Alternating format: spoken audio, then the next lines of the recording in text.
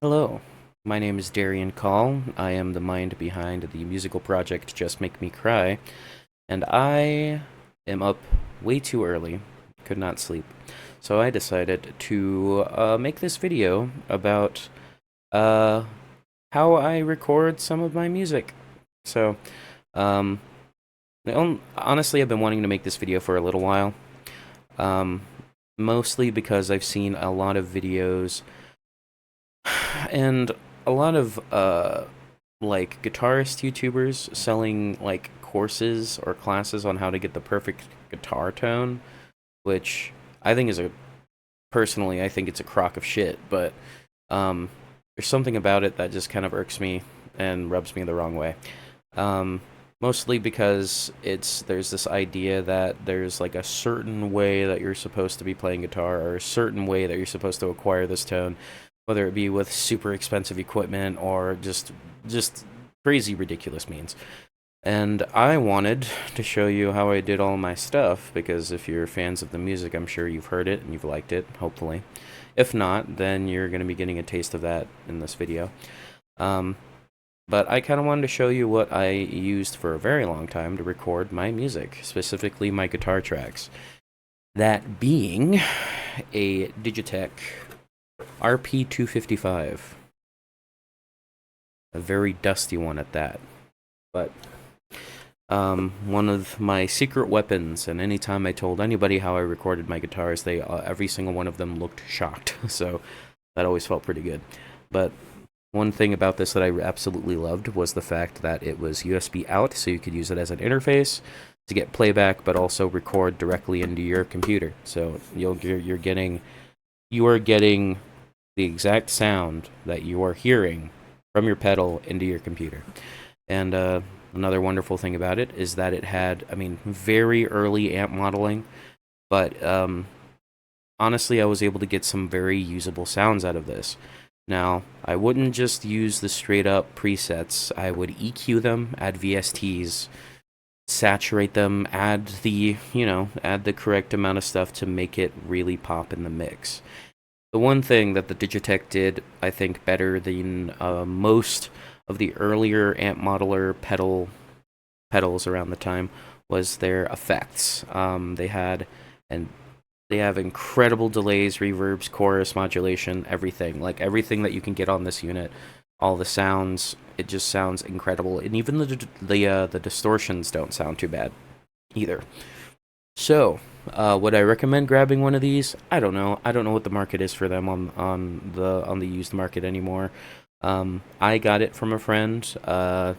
He wasn't using it, and he figured that it would come in handy for me to record guitar, and it really did. So, I don't think I would entirely recommend it, just because there's newer, better modelers out there. But if you're on a budget and this is cheap enough to grab one, I would say why not? You know, it's a pretty handy piece of equipment, and I've gotten a lot of use out of mine.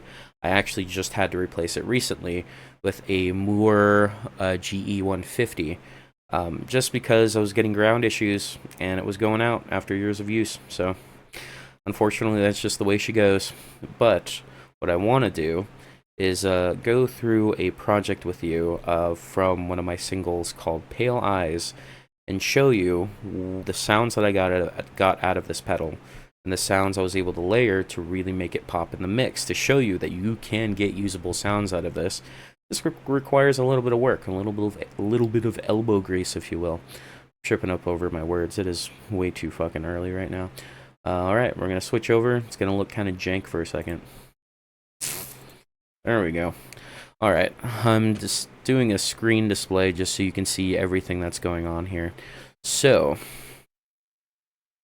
we are going to go to the distortion bus, single that out here.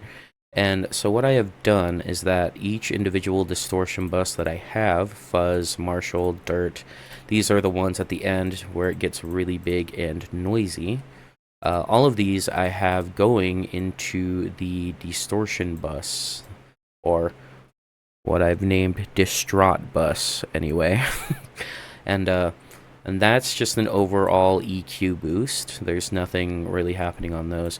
But what I am using for the fuzz is an EQ dip for the low end, and I'm telling you right now, I don't know shit about EQ really. I honestly just do it by ear, and I've saved a lot of patches to I've saved a lot of effects patches so I don't have to do it by ear anymore, because that was such a painstaking process, and I don't recommend it, but it is a good way to really figure out how to make everything blend together. But the one secret weapon I have for production on this is in VST, a free VST called Tube Driver. And it is genuinely... okay, I'm making sure the display is catching this. It is genuinely one of the best VSTs I've ever been able to use, just because it has made all of my guitar tracks, specifically distorted rhythm and lead parts, sound fucking gigantic. And even with clean parts, having the access to the different EQs, bias settings, drive, all of that stuff, it just sounds incredible. So with this, we are going to single out the fuzz so you can hear what it sounds like without the EQ boost and without the individual EQ on it. So we're only going to do some short clips here. So this is the fuzz.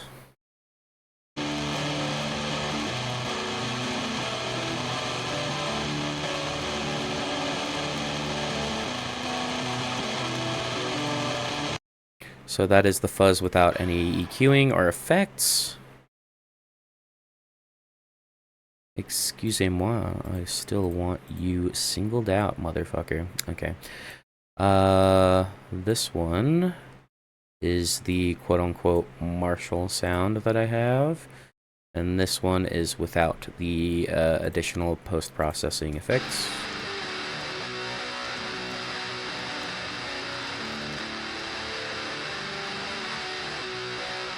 As you can hear, it sounds pretty thin, very tinny, kind of like a chainsaw, and it wouldn't sound good on its own if you were to kind of just put that with the recording and without any EQ or anything.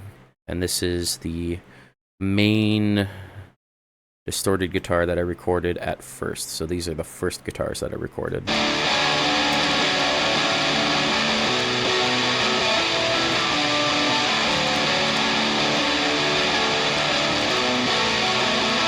And now that is just them individually. And obviously, if I were to pair all these together without the EQ, it might not sound very good.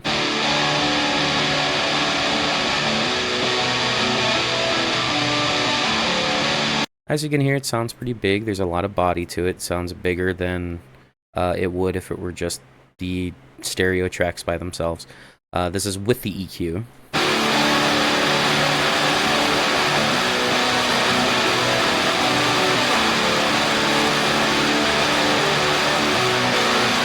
And that's with the use of Tube Driver as well. Again, that one is free, so you can download it and use it, which is really nice. And this is with the additional, and I believe that was with the additional EQ on it as well.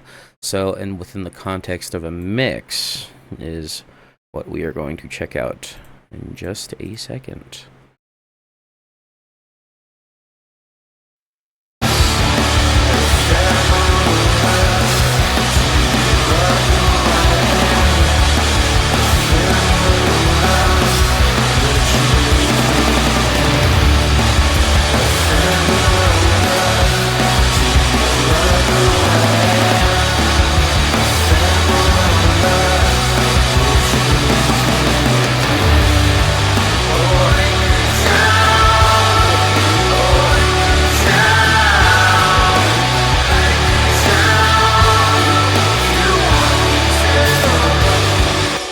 Yeah, and then I also had some ambient guitar parts as well that I recorded.